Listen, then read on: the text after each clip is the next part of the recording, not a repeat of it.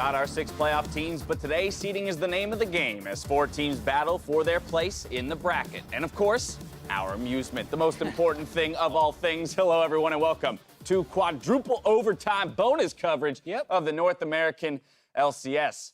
What do you think of that? I like that title Line for a day. 243, we have officially folded the foldy sheet all the way down. Well, Mark and I have officially folded the foldy sheet all the way down because I just read 243. Jat's folding game is weak. Yeah. Quite weak. Didn't even attempt it. That's all right, but that's the synergy Mark and I have built on the desk over more time dual than stream Jat. days. Exactly, the dual stream days of just Mark and myself. Jat, get on our level. We still have like the old bits of the foldy sheet. We do, man. This is weekend. what we started with. That's Started with That's twice why there's so much that. under the desk. Anyway, to review how we got here, let's pull up the standings where Team Liquid and Cloud9 took first and second, as well as those all-important first-round playoff buys. That leaves 100 Thieves, Fox, FlyQuest, TSM, all with 10 wins and a share of third place. But not for long, because we're going to solve all that today. Yeah, an insanely entertaining last weekend of NA LCS, but also I do have to shout out Optic Gaming for making some huge improvements in the second half of the split, beating 100 Thieves on the last day, beating Echo Fox in week 8, and then now have the dubious award of being the first 9-9 team to not make playoffs. Very unfortunate, That but stings a bit, but you know. Especially beating some teams in playoffs to kind of like be like, look, we do deserve to be in playoffs. Right. It's just only 6 fit in there. And Just think about it. 6 of 10 teams make playoffs. You win half your games in a 10-team league, and you finish 7th? Right. Like, it's very unlucky. I feel really bad for them. Absolute insanity, but they did put up quite a fight here near the end of the split. Let's take a look at what our tiebreaker schedule looks like, presented by Jersey Mike Subs. Fox and TSM are up first on the Rift, followed by 100 Thieves and FlyQuest. After that, the losers of those first 2 games will face off against each other, and will conclude the day with the winners battling for third place. Side selection will be determined by your regular season strength of victory. First up, 100 Thieves at the top of that list, followed by Fox, TSM, then Fly. So that's the order of the strength of victories there. And in any matchups, whoever is higher on that list will get side choice. 100 Thieves always has side choice. FlyQuest never gets side choice. That's an easy way to look at it, for sure. Let's not beat around the bush, though. I want to jump right into the brass tacks. How do these teams win, right? We're going to start with game 1, and Mark, you're on the hook for TSM. And I'm going to say this time around, as much as we tell them they should be more proactive, reactive is okay in this matchup versus Echo Fox, who are always pushing the tempo of the game, and that's one of the times that you can go a little bit slower. We did see them lose to Echo Fox with a split push Gnar when they were a little too reactive. Or not reactive enough. Is that a win condition? Yeah. It's like a word of affirmation to be like, you guys, you can be reactive. Yeah, I think it's a win condition. You don't need to try and go out. Step up from recycling old win conditions like yesterday, Baby Jat. steps Let's not ask for too much here on the desk. I'm telling you, you go out there, you pick whatever you want in the draft as long as it's not a horrendous draft. Yeah. Mark half-assing his homework is better than not doing his homework. Or copying why yours. Do you think this is a half-assed win condition? Because Jack goes in there and says specific champ names. Yeah, my win condition right, for Echo Fox, Gangplank, Varus, and Syndra. Just get as many of those as you can. I feel like their champion pools are pretty small. They have a lot of success when they get any of those 3 picks. That's interesting. So very specific. Push towards the like, goal. how is that not half-ass homework? He literally just looked at the latest champions they played and said, play them again. How is that anymore?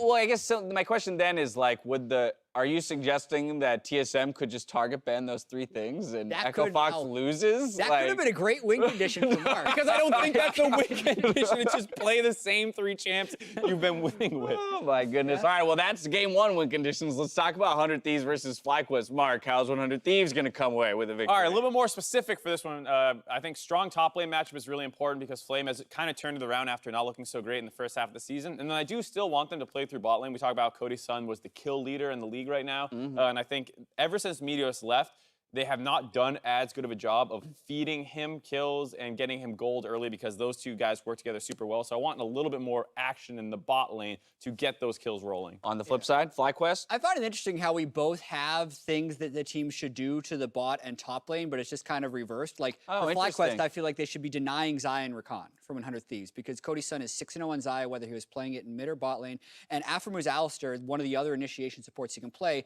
he's actually been getting caught out a lot on, and Rakan has that disengage, which I think really benefits him. And then play through top. specifically because it's difficult to get a counter pick that can just beat Someday one-on-one. I like that. Interaction in the side lanes, leave the mid laners on an island to some degree. That's how the teams might do it, but I want to put you both on the spot and see who you think is actually going to execute on these masterful strats that you've laid out. Yes, masterful, I'll call them. But taking a look at the games as they laid out, you guys have both elected for TSM over Echo. By the way, why is that? Yeah.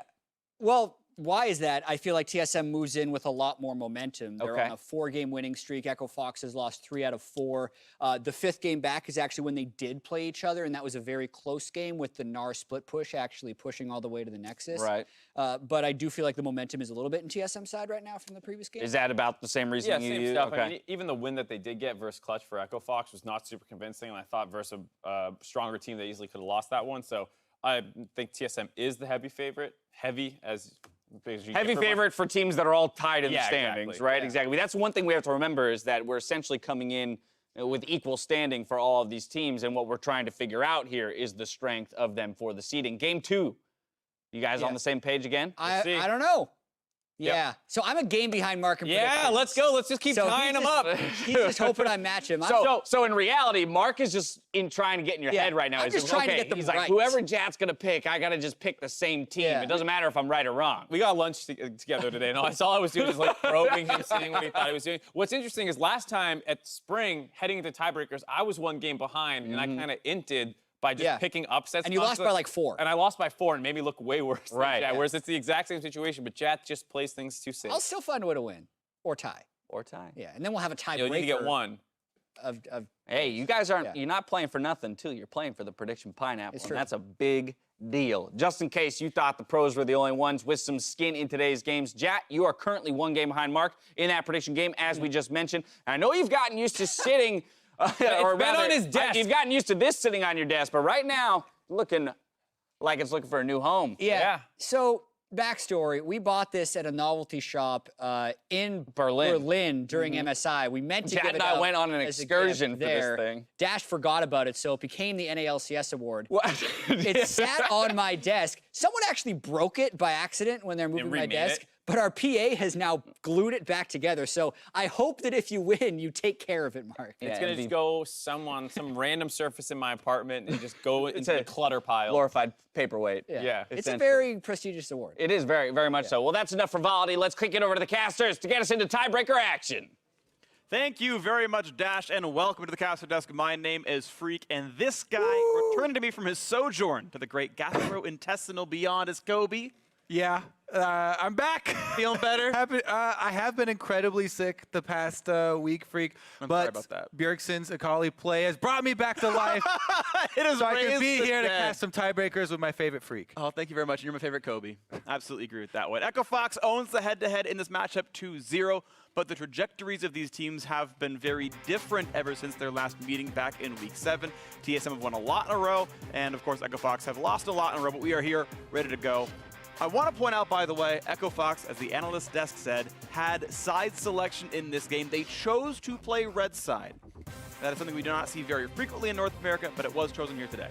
Yeah, Echo Fox definitely trying to take advantage of some counter pick action here on the red side. Akali is already banned out, following with the Aatrox here. Some power picks for themselves for the solo laners. Alrighty, yeah, no Bjergsen Akali. That is not much of a surprise. This champion's been left up every once in a while, but not here. No Kindred. Of course, a great one for Dardoch, and Gangplank is who he's most played, so that is not a surprise. Of note, actually, is the fact that Rakan banned away by TSM. Jat seemed to think that it was important that TSM... Oh, no, that was the 100 Thieves game. I take that back. Either way, Rakan banned away. Lost Smoothie, not going to play that one, although Lost Varus is available, as Tom Kench is grabbed. And yesterday, after their game, Mizzy tweeted out that Pyke is too hard back on Thomas for me. There you which, go. if you could figure out the lingo there, he meant Tom Kench. And that is the first pick for TSM. They will go right back to his old standard. This is a great champion for shutting down split pushing, which is also pretty good versus Echo Fox. You know, if Huni does try and go one of those carries. And Echo Fox going to leave up the Nocturne here that Grig is currently hovering, and it gives him 2 different semi-globals on the composition. Mithy, of course, from the Tom Kench, and Nocturne will tick down and be grabbed here for Grig. I'll repeat again that Nocturne is very high priority in North America and Europe, but basically unseen in Korea. So a bit of a regional pick here, but still one that is as fearsome as the name suggests, and TSM going to have that one. And another one that they want to split the map here. Nocturne very good at picking people off different lanes here, making use of the paranoia so they can't see each other. Definitely clear what TSM are going with in game number 1, whereas Echo Fox, they got the Varus for Lost. This has been a very important champion for him. They talked about it on day 1. Comfort pick for him in the bottom lane. Very, very strong performances on Varus so far this split. Yeah, absolutely the case. So Ash is there as well. Some more global stacking up. TSM pressing R across the map. And a fairly audience support maybe looking here for Demonte locking it in for Smoothie. Braum Varus, a very, very frequent bot lane. Tom Kench, Ash, quite similar as well. These are two of the most frequent duos in the current pro climate. And now we go to the second phase advance. All right, with all lanes matched as well, it should be interesting because it's just the 2 solo lanes. Echo Fox will have to show one of their solo lanes first. They picked red side on purpose so they could get at least one counter pick, and TSM will have to have the option at least to counter pick one of them, though. Looks like they are going to split here and focus mid early on with the Fizz band out as well, take away some of those assassins that would play really well with a team with all these globals you're talking about that are trying to split up the lanes and keep people spread out. I also think it might set up for a Zoe pick here at the beginning of the second phase to get rid of more assassins here with the Akali band earlier, the Fizz band now. Typically a weak matchup for Zoe is those assassin matchups.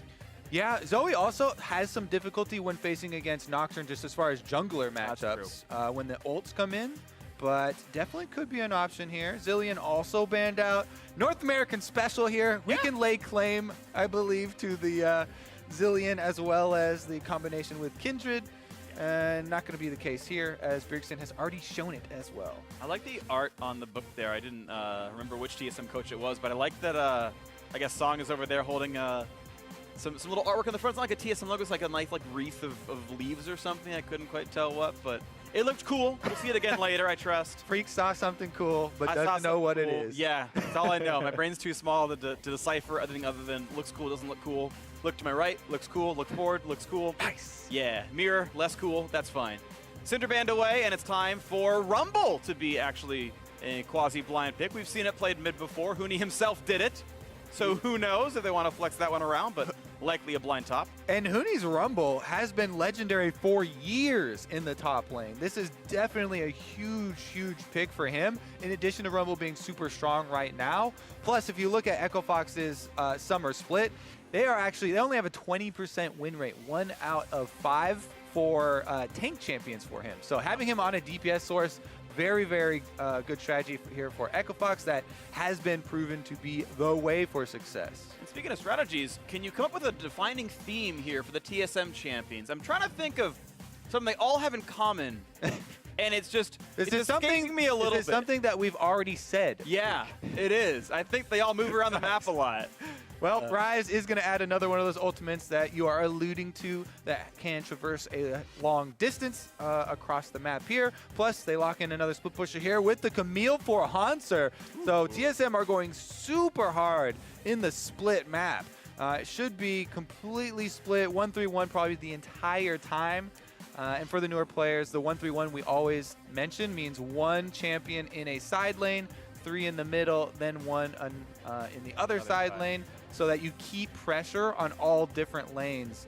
And it makes it hard for the enemy team, especially if you're looking at Echo Foxes. They want a 5-on-5, but the 5 group has a lot more strength together, so they then are faced with this task of running around the map, trying to protect all their different objectives from these different DPS sources. But if they can actually land a 5-on-5 fight, they generally will have a large advantage in that. And if you look at the lineup right now, that will definitely be true with all of these team fight abilities on the Echo Fox side. Well, TSM locking in their first Camille of the split, whether top or jungle. Of course, that will be Hanser in the top lane running it. So split push power, and of course, as you're talking about, a lot of team fight power here in Echo Fox. I mean, you look at all those ultimates, and they are very good at fighting 5-on-5. So a different look for both squads. The battle for seeding and they battle for side choice in the first quarter final. All these teams represented here will be at the very least in the World Championship qualifier gauntlet, even if they fail in playoffs. So at least 2 best of 5s in the future for both of these teams. But side selection in quarterfinals might mean you actually win North America, might mean you get a better seed into the regional qualifier. All that stuff matters, and so the battle towards the postseason begins here. They battle for either getting a 4th or higher seed or being 5th or lower. And if you see those two guys that were just on your screen, the mid laners, we didn't quite talk about Damonte's pick at the very end there. This is the first Cassiopeia of summer in the North American LCS, and it is a good, team fighting champion. We'll slot right in with the strategy that they are running. However, becomes kind of difficult to land your ultimates if people are looking for it, and especially if things like Nocturne actually have a spell shield for it. You have to play the mind games, cast a poison on him or a Twin Fang really quickly, then try and use your ult and hope he doesn't turn around. There's a lot of options, though, for TSM and the early game plan. And what the game would look like if they get the advantage is, could look very snowball. It could look like a steamroll here with, these comps that are very spread out and strong at split pushing. Yeah. But Echo Fox, they're trying to hold solid, get to the stage of the game where they can group up and bring their 5-man power together. And yeah, if they are able to start the dives and really push people off, that 5-man crew is not stoppable by TSM if they're ahead in gold. So I think both these squads can get out of control if they get the gold the way they want it to. No Braum invade going to happen here. Gets away from the Mithy tongue. Yeah, and level 1 is actually going to be very important here, especially with how powerful either of these junglers could influence these lanes. There's a lot of gank setup in all of the lanes, actually. Every single one could be an option for these junglers to visit early on. So then you start thinking about, one buff into Scuttle Crab routes, and we'll see if any of the river vision does become important. Right now, pings are going down. They're fighting over it, trying to go for the invade here with the sweeper from Dardoch, and it might just start out with a red buff attempt. They do have Braum, so they could go for the fight here. Of course, a 3v2, they get rid of that Trinket Ward, and they're going to try to push Sven off this one as they're going to go for the red steal. Of course, you see that Grig and Hanser are going to do the very similar thing. And it looks like in both cases, no casualties, and a red buff steal for both junglers. Yep, and we're going to walk to lane here. Echo Fox should be able to get there pretty easily, even though TSM had the early inside route. Splitting jungles top and bottom here. So TSM will have top side jungle control. Huni has already warded his Tri-Brush, so he can get some vision here and doesn't die to one of those early ganks that we have seen quite a lot, actually, in summer with his recent performance definitely coming under scrutiny. Bjergsen just got level 2 and he walked back just in time. That could have been very dangerous here, but he's going to be just fine. Also, of course, Grig was spotted on that Trinket Ward, so they knew he only took red and then left and then went for Scuttle. So Dardoch actually knows which camps are up on his jungle, and it's all of them. Yeah, I also like the taunt there from Bjergsen afterwards. Oftentimes, you'll see that from players who don't want to be repeat ganked. They feel like if they can embarrass you for coming to your lane for the first gank, then you'll be less likely to come show your face around again. That's a good idea. But in the end, usually when that happens to me, I just get more angry and go there more often.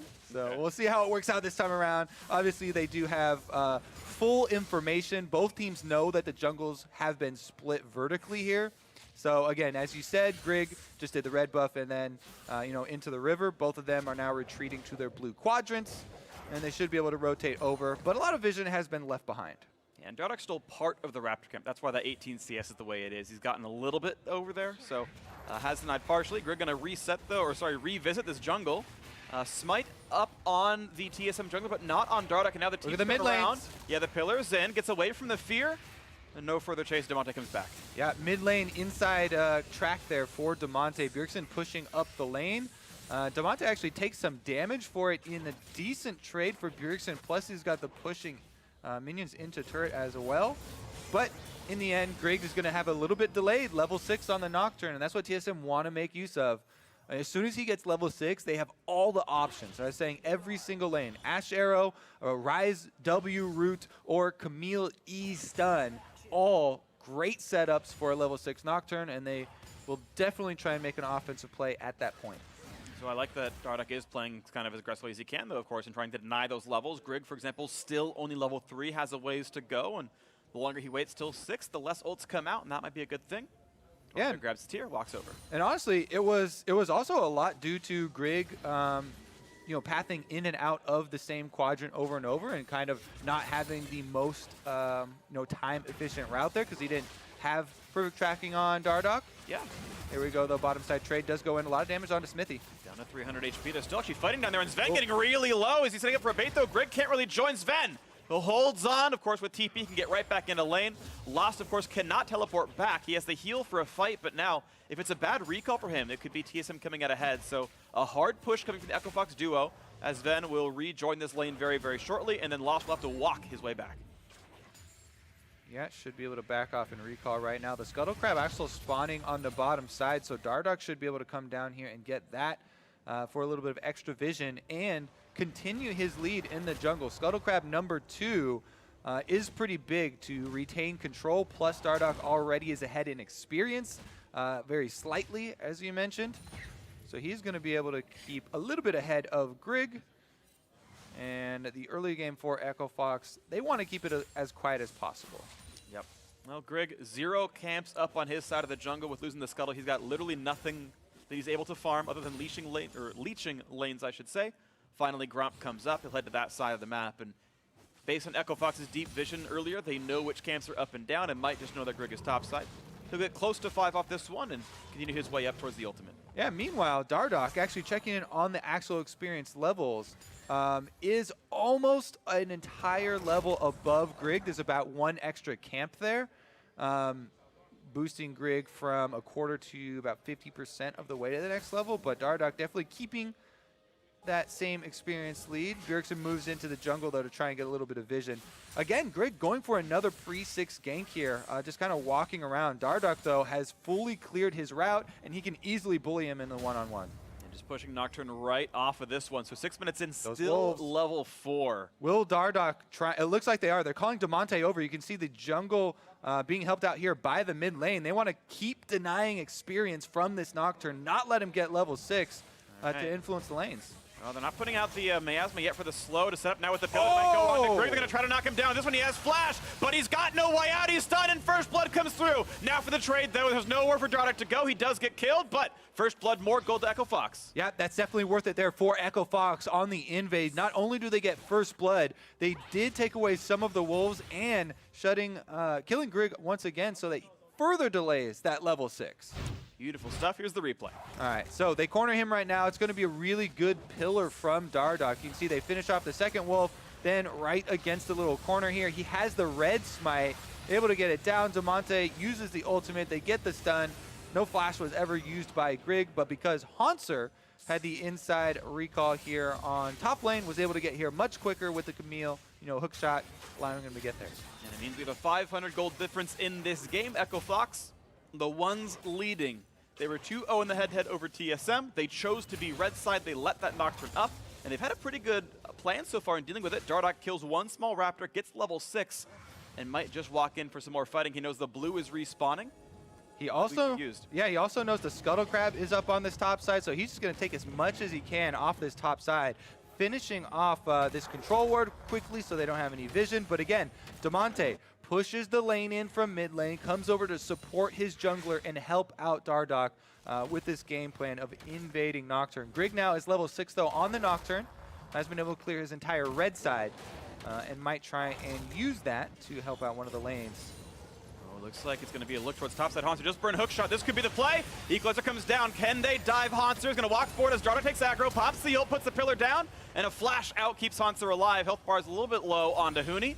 Only a flash for that gank. Yeah, they have to be very careful. And you could see EchoFox, they knew when they were going for that. It wasn't a super hard commitment because there are so many globals in the TSM lineup. Again, Ryze can join from a very long distance away. Nocturne ultimate is ready. If you overextend, get greedy, and go for that dive, as we've seen happen with this team, in Summer Split, then they would 100% get punished. The analyst stats were talking a little bit about, Mark said, it's okay to be reactive, and they were memeing him for it, but TSM's, composition here have a lot of global ultimates that really do make it easy to be reactive if EchoFox overstep and overchase. Yeah, and if you're going to say one thing about EchoFox, and as criticism, you'd often say, oh, well, they're going to go for everything. You bait them, you set up the dives, and they'll kill themselves. So I do appreciate that EchoFox actually backed off of that one. Said, okay, we got the flash. We'll come back later. You got a 5-minute window on that one. And we'll see if they do revisit. Greg has ult. He's maybe looking towards bot side. Keep in mind, all the summoners are up, including Lost's heal that he chose to bring instead of that TP of Sven. Defensive play there, though. Yep. Sitting back, so nothing to be seen here. Lost his last hitting. This wave is at roughly equilibrium. He might be missing some gold by playing it this way, but of course he's right, does not want to be ganked. Yeah, pretty good play here from Echo Fox, playing it nice and slow, as they're looking to do. Also, you can see Lost with the recurve bow is going with the attack speed build for Varus, so not going to be doing the poke lethality build. And again, that is going to play very well with the 5-on-5 strategy that you could see early on in the Champ Select developing for Echo Fox. You know, having the attack speed Varus helps a lot with taking down neutral objectives very quickly as well.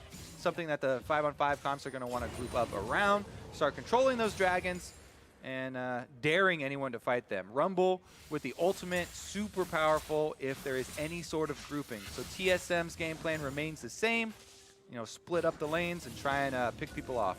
Split push versus team fighting. Haven't had much of either just yet in this one as we cross the 10-minute mark in. Small laning phase lead to TSM. And of course, that first blood for Demonte is going to feel very good in Echo Fox mid lane. Yep, and you can see they're working really nicely as far as a pairing of the mid lane and jungle. When one gets advantage and you see Bjergsen rotate up to the top side, Dardoch goes deep into the jungle, get a little bit of deeper vision, clears out a ward. Then Demonte roams with him as well. And they've definitely put some extra, work into the synergy here, working out pretty well for them. He gets another Scuttle Crab. Trundle basically dominating the Scuttle Crab game, and that is going to happen with this jungle matchup as far as a one-on-one. Nocturne's advantage would be using the ultimate to go for a gank, but actually slips into bottom side even with the vision, and it looks like TSM are going to be able to take away this dragon. They even burn TSM Sven's teleport to make sure he keeps priority down in this lane, and yeah, a quick-ish Ocean Drake picked up at 11 minutes, 20 seconds or so, and now maybe a repeat towards the top side. Right now, it's just Dardoch taking down Rift Herald. They know the Drake is picked up, so they know Nocturne is stuck bot side, and even with the ultimate, it only goes so far. It's a difference in recall timings here, because as we mentioned before, Lost has taken the heal on Varus for more lane security in 2 versus 2, whereas Sven, he times the same recall. Echo Fox and TSM bottom lanes both recalled at the same time, but teleport comes in from Sven. He gets right back out to protect that dragon as well. And TSM were just warned, hey, by the way, Trundle's on the top side of the map. He took Rift Herald, so they're all running down to bot side. There was potentially a gank. Now they turn it back around, so finally some damage onto mid turret. Can they zone it? Ooh, really good zone there. They're trying to protect the Rift Herald as long as they can on the turret, but TSM move in and they'll be able to take it out before the turret goes down. They'll stay up, and Ult's going to come in now towards Ashe. Pretty good damage. Of course, Made's going to grab him, but now be rooted in place, and out they go. Ult's going to land on it too, and they just blow him up right where he stands. TP is coming in. This fight's going to continue. Hots are going to try to get in for the hook shot. Lost could be grabbed up soon. There's that first stun. He's got nowhere out. A 1-for-1. And the top side, actually, where Echo Fox kept their teleport alive for Huni. They just kept pushing on the turret. They get the first turret bonus gold. So Echo Fox do come out with a bit more gold. TSM, though, on the bottom side, as you said, they did get that kill back, and it did go to the Camille, who's supposed to be very powerful there in this split push, trying to get to her Trinity Force as quickly as possible. And they're sending Bjergsen left-hand side to grab the wave and pushed in as well. We watched that bot lane fight again. Again, this is TSM's bottom lane getting killed early on. Did happen yesterday as well. Sven gets hit with the ultimate. Mithy, even though he eats him up, it already chained over. He gets locked into place. So then when Sven gets spit out, Echo Fox jump right on him. They burst him down. And in the end, collapse here from Bjergsen as well as teleport from Hanser did cut them off. So there was no escape route for the duo afterwards. But still strong play from them to get the 2 versus 2 kill first. And their top side got the first turret bonus gold and for it as well in the deal quite nicely. Definitely some cool stuff. So, again, take stock of the game, and it's only a 500 gold difference. Consider that 150 of that is first blood, and about 300 of that is the first turret gold, and it means that farm has been roughly equalized, all other things considered. Still a very close game here. We saw, of course, bot lane Outer was killed during the replay. Hanser stuck around for some of that.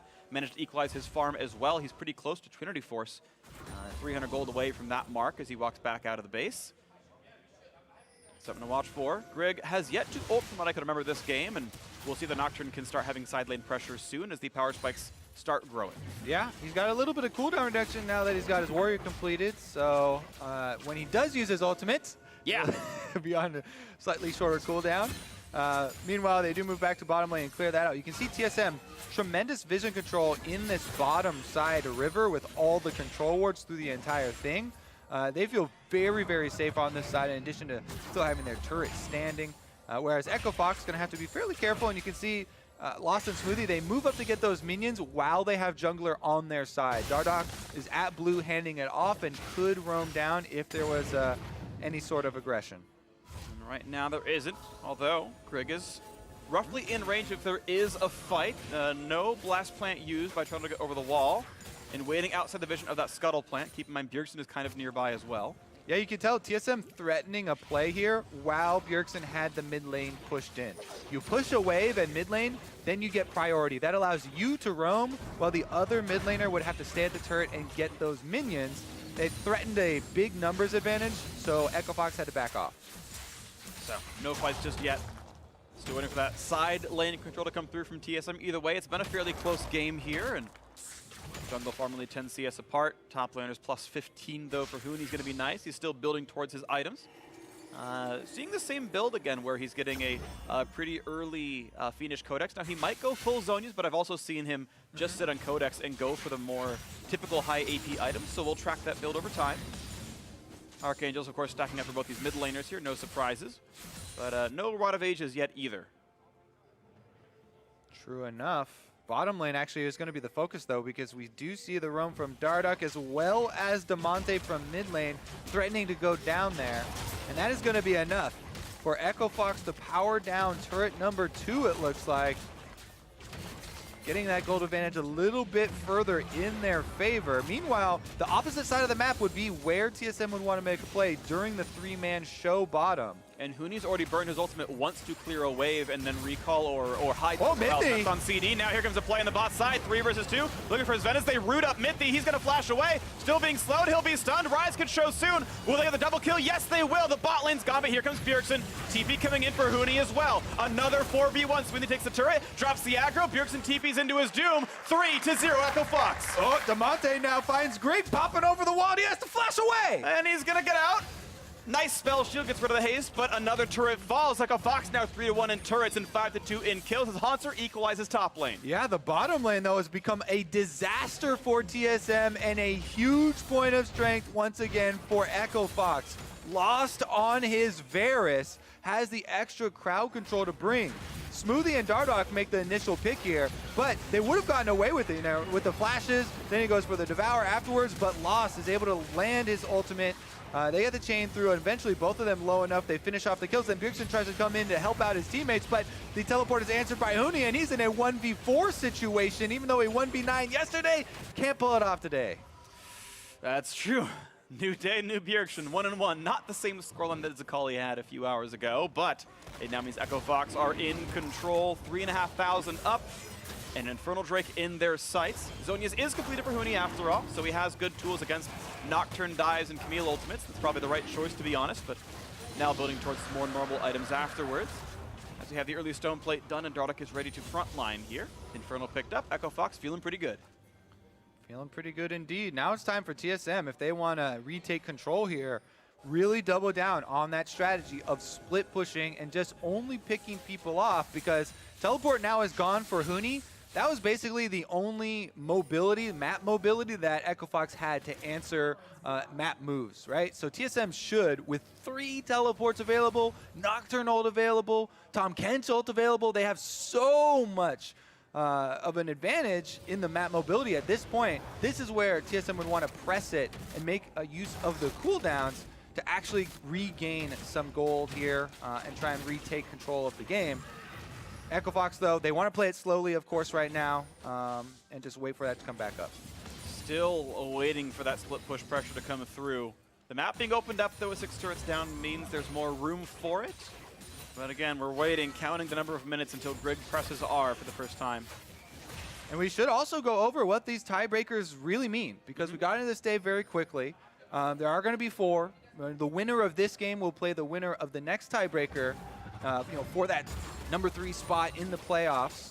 And meanwhile, loser will play the loser of our next game as well to see who ends up a little bit further down the way. And there's huge variance here for all these teams where they can end up as far as who your playoff opponent is. And they talked about it. Every single player here in the summer split has talked about how big of an advantage it is to even have a couple extra spots there or a better matchup in playoffs with all the teams this year for the North American LCS being stronger and being closer together in skill. You can lose any of those matchups in playoffs. Yeah, I mean, these are all teams that went 10-8 in the regular season. Clearly, these are equal matches in general. And you talk about specific matchups as well. You think about it, Echo Fox, 2-0 on TSM in the season, looking towards a 3-0. That is a matchup TSM would love to avoid in the future. It seems like they've got their number right here. Demonte able to skirt around Camille. Now, will there be someone joining? There's a ward down. Bjergsen and Sven could TP. Mythic could bring someone. Greg could join.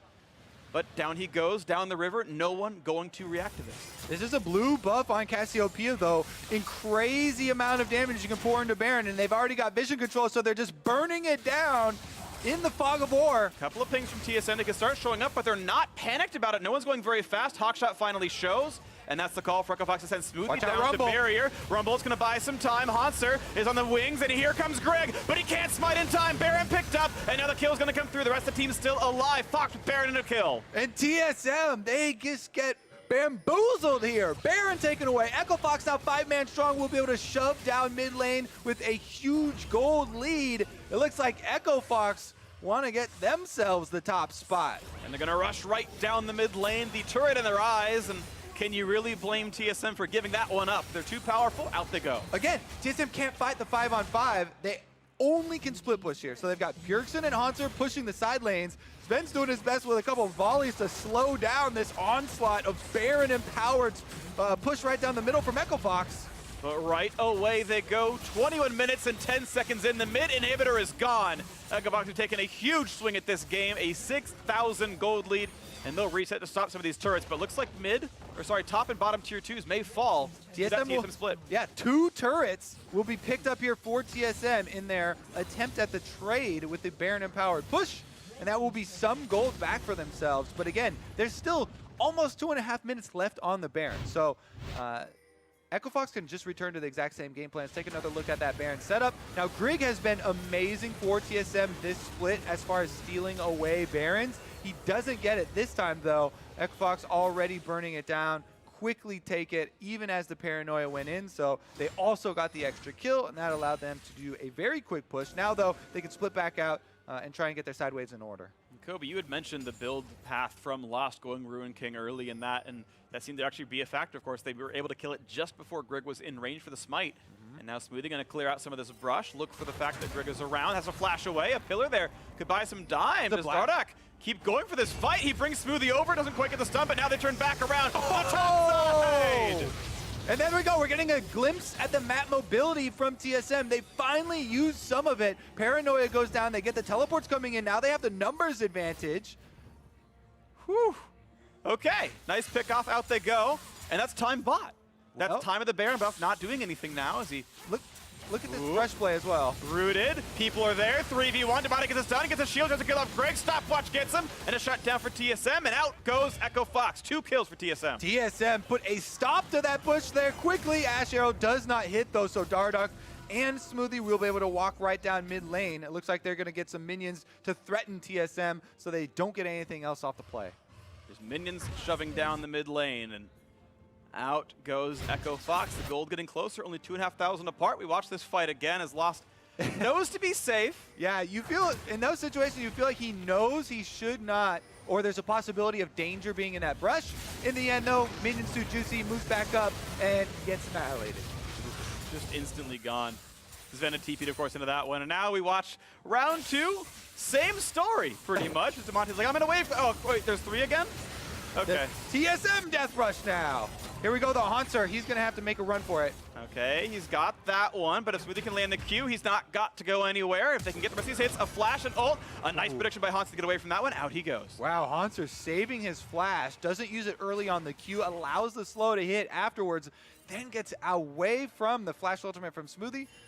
Very calmly played in a dangerous situation. And now TSM still trying to navigate their own jungle as Echofox grouping up and trying to make use of the inhibitor down in mid lane as the extra point to push with, as they've got minions bottom lane and Bjergsen is pressuring top side. So the siege has to happen 5v4. No, they were going to consider the Rumble recall. He stopped it, started it again. Bjergsen does not have teleport on Rise, so he'd have to channel a full recall back if he wanted to join this. And the dive is on towards Ash, the pillar in, and no one's in range to stop him. A 1-for-0. That kill's picked up, and actually, it's when he's still staying around. He's going to fight Hans on the top side. Health bar's low on both ends. The Comet knocks him down. Inhibitor falls as well. Bjergsen backs off. And that's going to be it. Echofox are going for Nexus turrets now. Bjergsen's channeling that recall. Again, as we said, it has to be a full channel. He's going so slow, and Echofox are almost on the Nexus. 5 versus 3. Even if he shows up, the paranoia is on, and the battle is there. Can they stop them? It seems like not. Echofox grab all the kills. 9-4 in this one. Mithy's gonna fall. The Nexus is theirs, and it will be side selection in the quarterfinal for Echofox.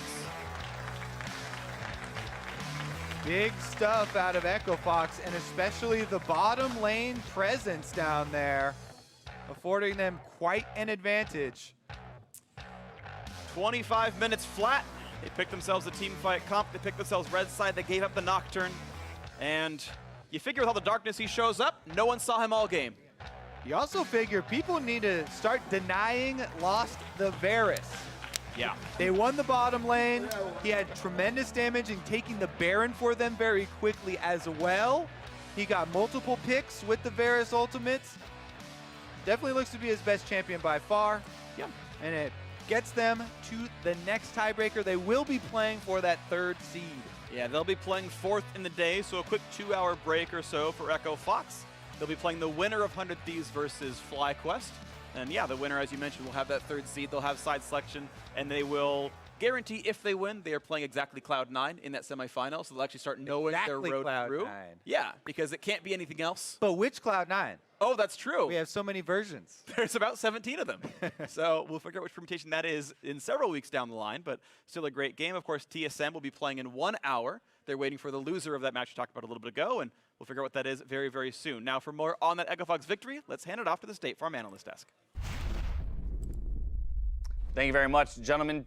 Echofox, 25-minute game victory here over TSM in our first tiebreaker game of the day. Pretty decisive, although it ended in weird fashion. Maybe a bit of an overreach by TSM in setting up that split push, almost trying to do to Echofox what had been done to them. And then just had it done to them again. TSM needs to work on their split push a little bit. Yeah. But I will say that Echofox laned well and did make decisive calls, but TSM looked pretty bad at this comp. Yeah, I think they also need to work on pressing that F key when they want to flash ability. What if it's on D? What is on D? Then the D key. Whichever key has that big yellow Let's button. not discriminate here, Mark. Because like right Against here, the you know, flashers you don't and want the to F flash flashers. this. The only reason that this works out is because Haunter is able to get there a lot faster, but it's going to cost him a little bit in terms of like the wave pressure. They trade 1 for 1. It's okay. Here, once again, he eats this. It makes sense. You have Mithy there. He's going to eat him out of the Varus ultimate. But then here, you might want to flash the Braum part so they can't keep walking forward and insta-give you. Right, and you got a TP coming in, right? Buy that space, let the Camille come in, get the kill. Perhaps it's a 1 for 0 instead of a 1 for 1 trade while losing a turret on the top lane. Part of playing reactive is having reactions, and I don't think TSM really had the reactions at all this game. Here's the first Grig ultimate of the game going in way late on a Baron buff. Yep. It was definitely a struggle for them. And this one, we have some disagreement about this. I feel like Mithy needed to just be behind the Ashe because, yes, he's flashless, but Ashe does get hit by Varus ultimate a lot. I wanted Mithy to eat him there. But even here, they have the Rise split pushing on the other side.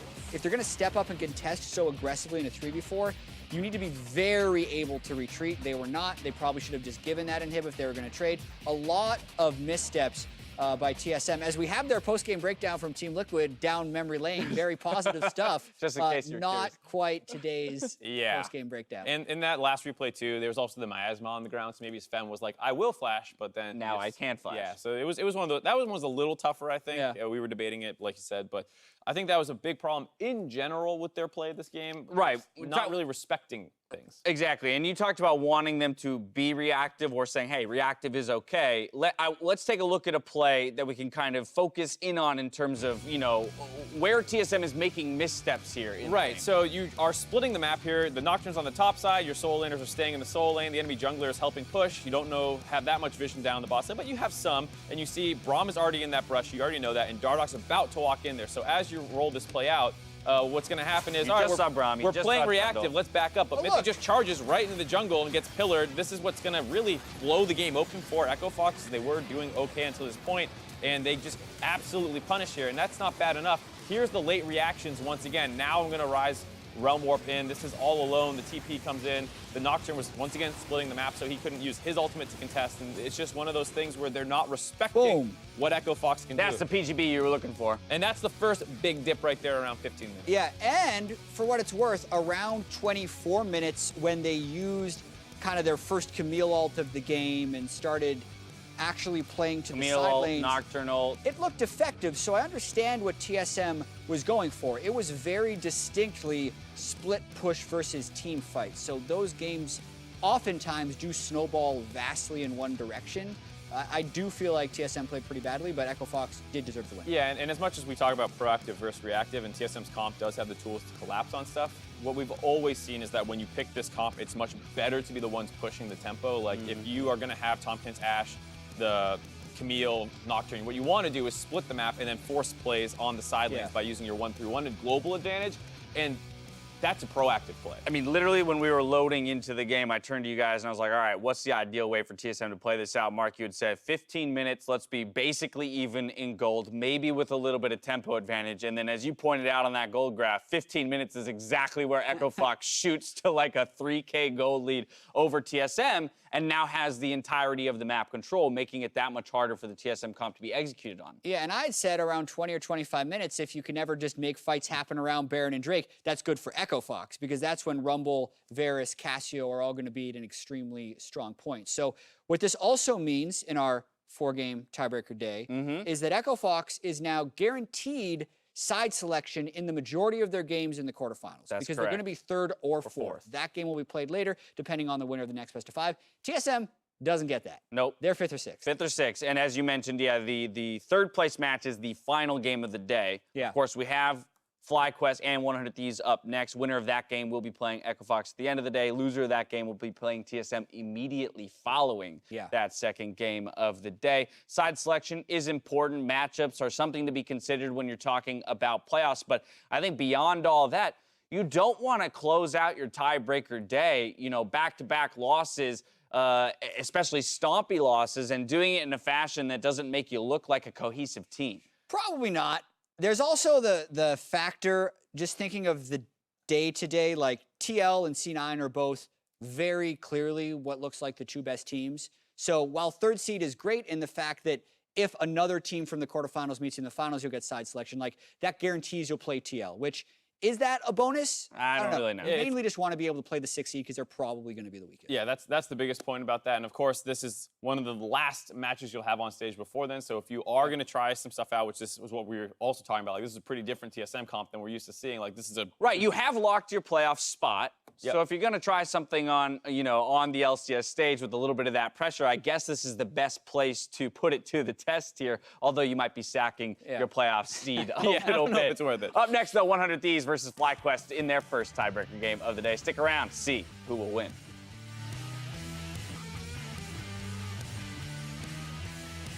But he's got no way out. He's stunned, and First Blood comes through. Now for the trade, though. There's nowhere for Dardoch to go. He does get killed, but First Blood, more gold to Echo Fox. Hey, no flash, both. Nice. No, I have stopwatch. Yeah, we can. We can. Nocturne is ulting soon. He's gonna die. Nice, boys. And here comes Greg, but he can't smite in time. Baron picked up. Another kill's gonna come through. The rest of the team's still alive. Fox with Baron and a kill. Paranoia is on, and the battle is there. Can they stop them? It seems like not. Echo Fox grab all the kills. 9-4 in this one. Mythy's gonna fall. The Nexus is theirs, and it will be side selection in the quarterfinal for Echo Fox. Are the backbone of a sub? Then Mike's Way is the heart and soul. Lettuce and tomatoes, onions and spices. all drizzled in the juice. That's the difference. Jersey Mike's. Be a sub above.